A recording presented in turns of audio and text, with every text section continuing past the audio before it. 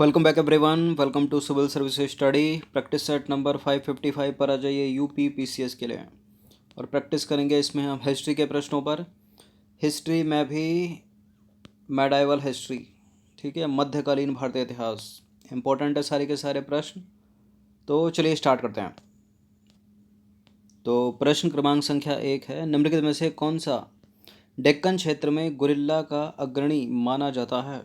शिवाजी, शाहजी भोसले, मलिक अंबर या मालोजी भोसले? बताइए। गुरिल्ला, देखिए गुरिल्ला युद्ध पद्धति जो है शिवाजी से पहले ही प्रचलित थी, ठीक है, और अपना चुके थे उसको मलिक अंबर, ठीक है। ऑप्शन नंबर सी है इसका आंसर। तो देखिए ये मलिक अंबर ही थे जिन्होंने मुगलों के खिलाफ युद्ध में शिवाजी से कहीं पहले युद्ध की नई तकनीक अपनाई, और वो थी छापामार पद्धति, ठीक है, गुरिल्ला युद्ध, ठीक है, मारो और छुप जाओ। क्वेश्चन नंबर 2 पर आ जाइए। दीन इलाही को सबसे पहले किसने ग्रहण किया? अकबर ने चलाया था ये, और ग्रहण करने वाला आप सोच सकते हो कौन हो सकता है, ठीक है, वो था बीरबल। Birbal option number 1। बीरबल का नाम पूछ लिया जाता है कभी कभी। वास्तविक नाम क्या था बीरबल का? महेश दास। तो दीन इलाही को 1582 में जो है अकबर द्वारा चलाया गया, और इसे तौहीद ए इलाही के नाम से भी जाना जाता है। दीन इलाही स्वीकार करने वाला प्रथम व्यक्ति बीरबल था। दीन इलाही में रहस्यवाद, प्रकृति पूजा और दर्शन आदि शामिल थे। अकबर ने दीन इलाही, ठीक है, अकबर के दीन इलाही की जो प्रमुख विशेषताएं हैं वो इस प्रकार हैं। कौन कौन सी? जैसे अकबर ने जो है गाय का मांस प्रतिबंधित कर दिया था, ठीक है। सूर्य की पूजा की शुरुआत की गई, ठीक है, निर्माता के रूप में। और पारसियों के पवित्र देवता अग्नि की पूजा को शामिल किया गया। और हिंदुओं के द्वारा किया जाने वाला जो हवन कार्य था यानी अग्नि अनुष्ठान, उसको प्रोत्साहित किया गया, ठीक है। नंबर 3 पर आ जाइए। औरंगजेब की मृत्यु के बाद हिंदुओं पर से जजिया किसने हटा दिया था? औरंगजेब ने लगाया था, लेकिन औरंगजेब की मृत्यु के बाद हिंदुओं के ऊपर से जजिया हटाने वाला कौन था? जहांदार शाह, ठीक है, जहांदार शाह ने हटा दिया था। तो औरंगजेब ने 1679 में हिंदुओं पर जजिया लगाया, जिसे जहांदार शाह ने हटा दिया। याद रखिएगा नाम। भारतीय इतिहास में राजा बनाने वाला किसे कहा जाता है? भारतीय इतिहास में राजा बनाने वाला कहा जाता है सैयद बंधुओं को, ठीक है। तो देखिए अब्दुल्ला खां और हुसैन अली खां दो भाई थे जिन्हें भारतीय इतिहास में राजा बनाने वाला कहा जाता है। ये मेसोपोटामिया से आए थे और पटियाला में आकर बस गए थे। इन्होंने औरंगजेब के बाद उत्तराधिकार के युद्ध में महत्वपूर्ण भूमिका निभाई। क्वेश्चन नंबर 5 पर आ जाइए। नादिर शाह के आक्रमण के समय मुगल बादशाह कौन था? नादिर शाह के आक्रमण के समय मुगल बादशाह कौन था? मोहम्मद शाह था, ठीक है, Mohammad Shah Rangila. Option number D. तो नादिर शाह जो है वो फारस का शासक था, उसे ईरान का नेपोलियन भी कहा जाता है। नादिर शाह ने भारत पर आक्रमण किया था 16 फरवरी 1739 को। नादिर शाह बहुत ही महत्वाकांक्षी चरित्र का व्यक्ति था, और भारत की अपार धन संपदा से आकर्षित होकर भारत की ओर उन्मुख हुआ, ठीक है। मुगल सेना के साथ हुए नादिर शाह के युद्ध को करनाल, बैटल ऑफ करनाल के नाम से जाना जाता है। 1739 में हुआ था ये।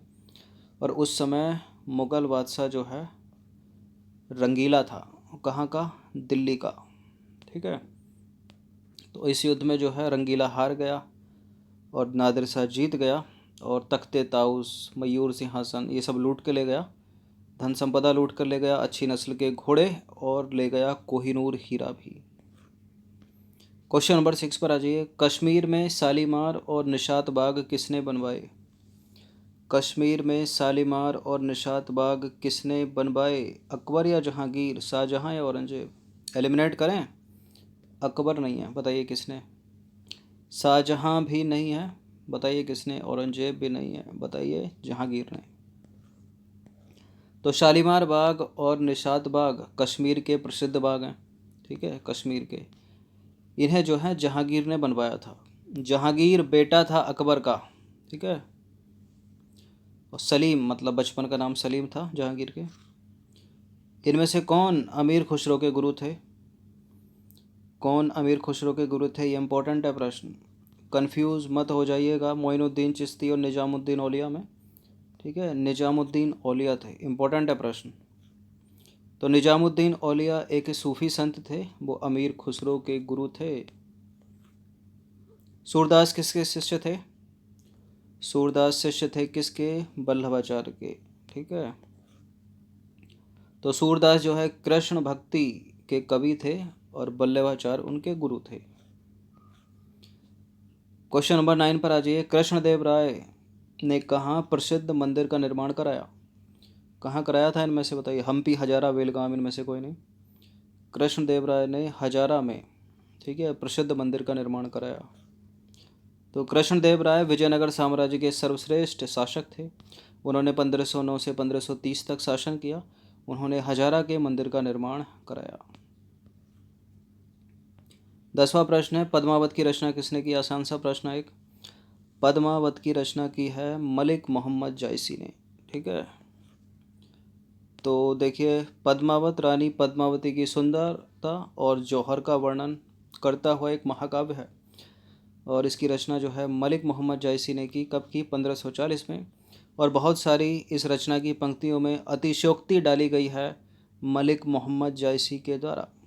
ठीक है, इसमें इन्होंने बताया है कि रानी पद्मावती की आंखें इतनी कटीली थी कि जब वो अपनी उंगलियों से अपनी आंखों में काजल लगाती थी तो उसकी उंगलियां कट फट जाती थी। ठीक है, अब देखिए, किसी भी लड़की की इतनी अपार सुंदरता हो, ठीक है, लेकिन आंखें इतनी कटीली तो हो नहीं सकती कि उंगलियां तक कट जाए अगर आंखों में काजल लगाएगी तो वो। ठीक है, और एक बार जो है औरंगजेब अलाउद्दीन खिलजी रानी पद्मावती को देखने आया तो पर्दे के पीछे से ही उसकी जो परछाई देखकर मुग्ध हो गया और 2-3 बार चक्कर खा के गिर गया। ठीक है, ऐसी ऐसी अतिशयोक्तियाँ भी जो है पद्मावत में डाली गई हैं मलिक मोहम्मद जायसी के द्वारा। चलिए, क्वेश्चन नंबर 11 पर आ जाइए। किताब ए रहला एक प्रसिद्ध रचना है, किसने लिखी है? ये किसकी रचना है? किताब ए रहला या रहला, सीधा सीधा पूछ लिया जाता है, इब्ने बतूता की रचना है। ठीक है, तो किताब ए रहला की रचना जो है इब्ने बतूता ने की है। उसने इसमें अपनी यात्रा का वृत्तांत लिखा है। इब्ने बतूता मोरक्को का यात्री था जो मोहम्मद बिन तुगलक के समय में भारत आया था। उसने 8 साल तक दिल्ली के काजी के पद पर भी काम किया था। यहाँ इम्पोर्टेंट है रहला, रचनाकार इब्ने बतूता, कहाँ का? मोरक्को का। किसके शासनकाल में? मोहम्मद बिन तुगलक के शासनकाल में। साइबेरिया के सारस और डोडो, ठीक है, डोडो तो विलुप्त हो चुका है, इसका चित्र जो है किस मुगल चित्रकार ने बनवाया? किस मुगल चित्रकार ने बनवाया था, बताइए? बनाया होना चाहिए। ठीक है, बनाया। बनवाने वाले तो जहांगीर थे, अकबर थे, ठीक है, शाहजहां, औरंगजेब। किसने बनाया? उस्ताद मंसूर ने। Option number D. तो उस्ताद मंसूर एक मुगलकालीन चित्रकार था। उसने अपनी चित्रकारी अकबर के राजकाल के आखिरी वर्षों में शुरू की और जहांगीर के समय में जो है करता रहा। ठीक है, जहांगीर का काल जो है मुगल चित्रकला का स्वर्ण युग कहा जाता है, इसको याद रखिएगा। और स्थापत्य का शाहजहां के काल को। एक प्रश्न थंबनेल पर पूछा है कि उस्ताद मंसूर किसका दरबारी चित्रकार था, तो सही उत्तर हो जाएगा अकबर का, क्योंकि अकबर के राजकाल के आखिरी वर्षों में उस्ताद मंसूर ने चित्रकारी की और उसके बाद जहांगीर आ गए यानी सलीम आ गए, उनके शुरुआती वर्षों में की। दीवाने अमीर को ही एक विभाग है, इसकी स्थापना किसने की थी? दीवाने अमीर को ही विभाग की स्थापना की थी मोहम्मद बिन तुगलक ने। ठीक है, ऑप्शन नंबर 1। तो देखिए, मोहम्मद बिन तुगलक एक अग्रसोची, ठीक है, अग्रगामी सोच वाला शासक था जिसने सल्तनत काल के विकास के लिए जहां एक तरफ कई नए प्रयोग किए, वहीं प्रचलित पद्धतियों में भी आमूल चूर सुधार किए उसने। इन्हीं सुधारों में से एक सुधार था दीवान ए कोही की स्थापना। इस संस्था की स्थापना के पीछे मुख्य उद्देश्य राज्य की सहायता से कृषि योग्य भूमि का विकास एवं विस्तार करना था। ठीक है, तो दीवान कोही या दीवान अमीर कोही, MBT मोहम्मद बिन तुगलक। नंबर 14 पर आ जाइए। पातशाह गाजी किस मुगल सम्राट को कहा जाता था? अकबर, जहांगीर, शाहजहां, औरंगजेब। अकबर नहीं है, बताइए कौन है? पातशाह गाजी है सलीम। ठीक है, अब सलीम कौन है? जहांगीर है। तो पातशाह गाजी जो है जहांगीर को कहा जाता था, उसी को कहा जाता था जिसका काल था मुगल चित्रकला का स्वर्ण काल। क्वेश्चन नंबर 15 पर आ जाइए। 15 प्रश्न है, चंदावर का युद्ध किन राजाओं के मध्य हुआ था? देखिए, मोहम्मद गौरी और पृथ्वीराज चौहान के बीच तो 1191 और 92 में हुआ था तराइन का युद्ध। इसको एलिमिनेट कर दीजिए। इनमें से एक है लेकिन चंदावर के युद्ध में मोहम्मद गौरी के साथ कौन है? जयचंद। ठीक है, थोड़ा कंफ्यूज करने के लिए मोहम्मद गौरी की जगह महमूद गजनबी भी दे सकते हैं, उधर जयचंद दे सकते हैं। तो गौरी है और जयचंद है। कब हुआ? 92 में गौरी ने जो है पृथ्वीराज चौहान को हरा दिया, ठीक है, परास्त कर दिया। और 93 में के बाद 93 उसने आराम किया, फिर 94 में जो है फिर युद्ध किया चंदावर का। तो 1994 में हुआ था चंदावर का युद्ध जयचंद और मोहम्मद गौरी के बीच। कौन जीता इसमें? कौन जीता इसमें? गौरी जीता इसमें। तो चंदावर का युद्ध जो है 1194 में हुआ था मोहम्मद गौरी और जयचंद के बीच। इस युद्ध में जयचंद लड़ते लड़ते मारा गया और मोहम्मद गौरी की जीत हुई।